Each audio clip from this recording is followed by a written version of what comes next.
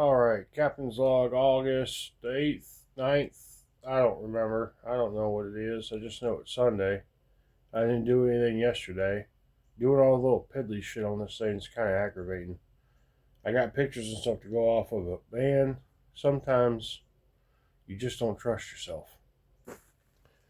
During the week, I was able to get the power steering pump on and took it off and put it back on and took it off and put it back on.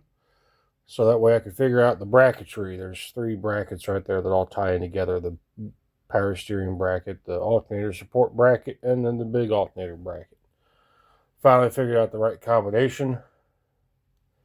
There are photos online, thank God, to whoever that Instagram guy was. I'm working on cleaning up these brackets right here. There's that one. And then there's that one.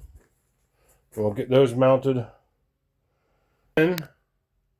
And then we have to go on a pillaging spree back to the basement to get the water, to get the main crank pulley and the valve covers. Well, I was cleaning this bracket and all the paint started to come off, so a little bit of flat black as it goes on the windshield. Thanks, fan. Thank you, buddy. See, this is why it's important to take pictures and follow your pictures. This bracket goes right here. You see how there's no stud? Damn it. But I found the stud hiding behind the power steering pump. This is what I mean by things lining up, but not lining up. Does that look right? No, it doesn't. It looks like you need this guy to line up with this guy so you have a perfect. But no, because that guy right there and that guy right there are lined up. That bolts up right there. Those line up right. Oh, my finger, right there and right there. It's weird. Back from pilfering in the basement. Got the valve covers, got the pulley, got a few things, got a sensor and the water, the water outlet that goes over yonder. I think. Yeah, I got the AC compressor on, got the smog pump on, everything. I got all the right bolts now, so that's all ready to rock. I think, let me check. Oh, this isn't even drilled for it. On the other motor, the 307 we pulled out, you see that flat boss right there? Kind of, where's my finger? Right over there. There's a thermostatic valve. We don't have it, so I guess we don't need it. And I just realized that's not drilled out for the sensor I've got. That's a temperature sensor. So that one's going to get swapped out for it. And that's your oil pressure sensor. It should be okay. I'll clean the terminals off and we'll see if they work. I hope they do. If not, well, actually this car doesn't even have any freaking gauges in it anyways. So I guess I'll add aftermarket at some point. But it's like noon 30. I don't know. It's already hot as hell out here. As you can tell, I got the fan going and the door open. The insulation only works when the sun's on it. It doesn't care if it's 100 degrees outside. It's going to give you 100 in here. So I'll get back with you guys when it cools down. So I've made some executive decisions. And I should have done this before I painted the valve covers. Yes, I painted valve covers.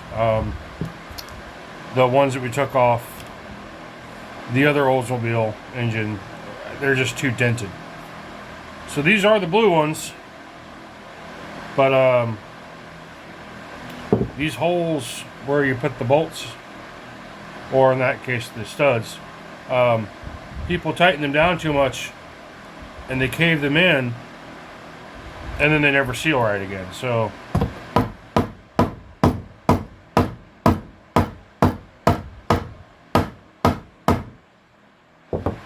and yeah, you're jumping around over there, but it is what it is. That looks pretty good.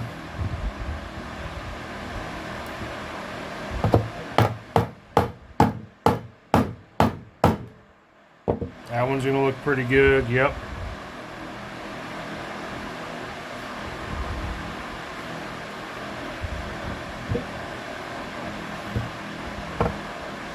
Well, this was going to be a little hard to do, but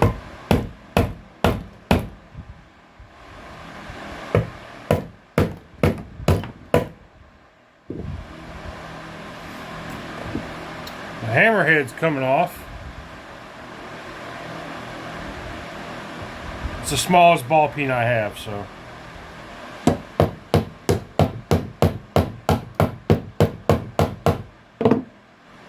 And I'm being really gentle. Don't want to mess up the paint.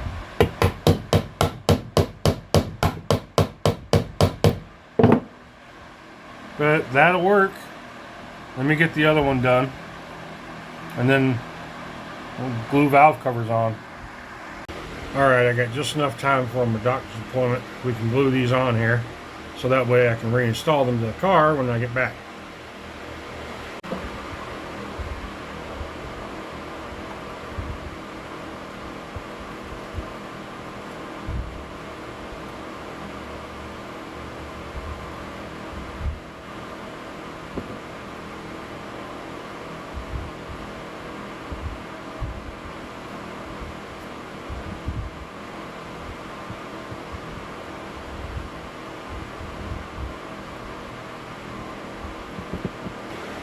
I think I'm going to put a few bolts in these corners to hold them straight.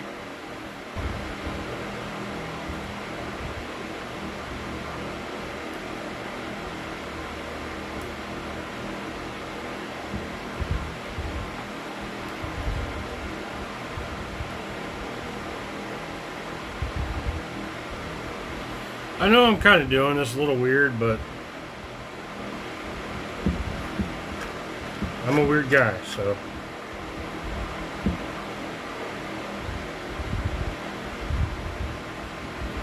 Plus, there's a bunch of wires on the motor that it's gonna hit, and I don't want to knock these off.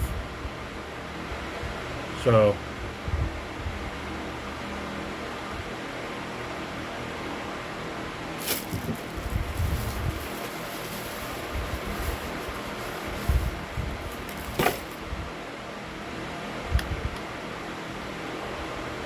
Alright, that will work. Be nice and dry when I come back. I only put a thin layer on there. But there's that one. Voila! I got the valve covers on after getting them painted. That looks pretty good. That's kind of what I'm going for. Remember, they were blue. The other ones off the other engine were just so dented that it wasn't worth my time. I did tape off the factory timing OK mark, which I thought was pretty cool. So, I mean, yeah, it's supposed to be a white mark on a black valve cover, but who cares? Oh, see what we're going for here. Yeah. Almost looks like it belongs. You know, I'm gonna paint the. I'll paint the valve. I'll paint the air cleaner the same black that I did the valve cover, so it'll all match. I've got plenty of black left, so this is gonna look really good. I'm starting on wiring. See, I got the AC compressor hooked up. The kick up for the idles in the right spot. I've identified a few other wires that need to be where they need to go, but it looks like the vast majority of this rat's nest is just going to get deleted because, well, this is a vacuum line. We need that. This is the temperature sending unit for the computer, which we're not using. I don't even have the hole in the manifold for it, so that's not going to happen. Then we got various plugs for random emissions controls. This was something to do with the solenoid on the carb. This had something to do with something, obviously. I think this is the one that went to the smog pump. As you can see, there's some cut wires already. I believe this is the one that goes to my choke, so I got to keep that one. I think this one and these two. No, it's these two. These two go to the transmission. There's a third wire though. Yeah. I put the car in hover mode. She's on jack stands.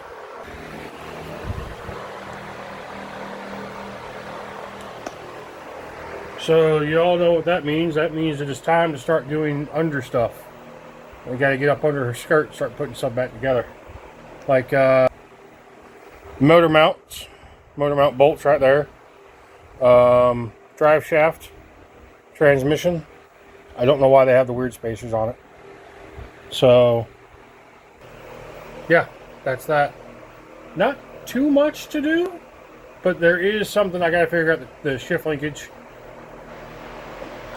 I'll bring you guys under there. I'll have lights and stuff. So, I'll see you tomorrow if it's not too stupidly hot in the evening. Cool. I don't think it recorded me putting this bolt in. The transmission mount is done, complete. Speedometer needs to be repaired. Let's see, this is the shifter mechanism right here. Can we set you guys up? Holy cow, we can. Okay. Alright, so this is our transmission. Shifter linkage goes in this hole here. Is that really all that does?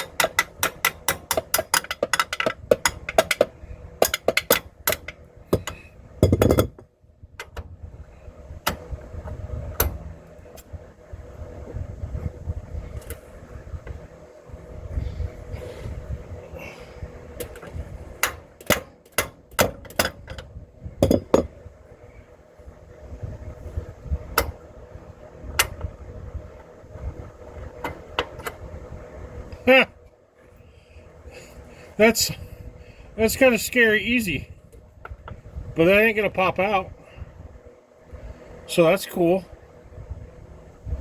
What else is under here that we need to do? Oh, starter wires that are on the other side of the starter. All the starter wires. And drive shafts are a lot heavy when you've been working all day.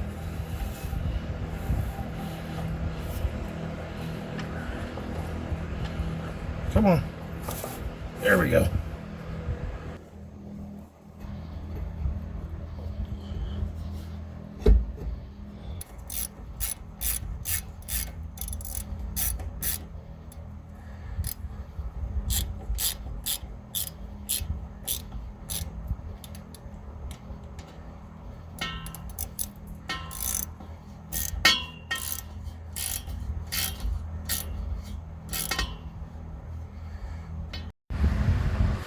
Well, I'm down here putting the motor mount bolts in.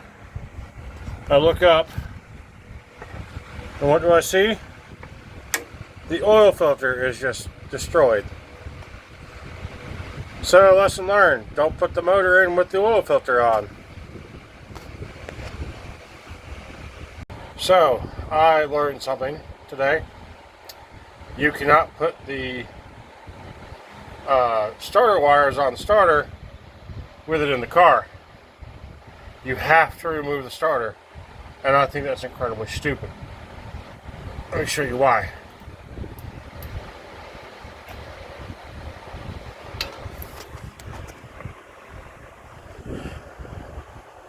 Here's your starter.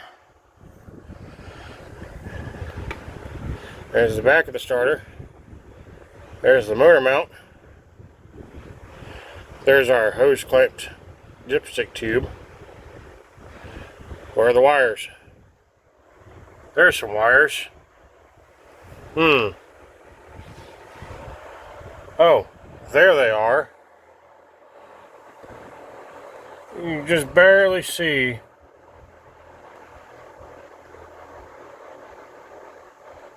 There's no way you're getting their hand up in there either. Not with the shield, the exhaust, this cross member. You're just not doing that. So, yeah. Let's see. Drive shaft is in. Motor mounts are bolted in. Starters hopefully in correctly. What's next to do? Clean out the radiator. Fill the transmission with fluid. Oh, get a new oil filter.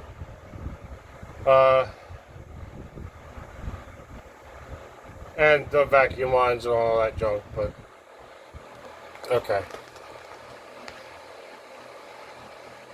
Trying to think.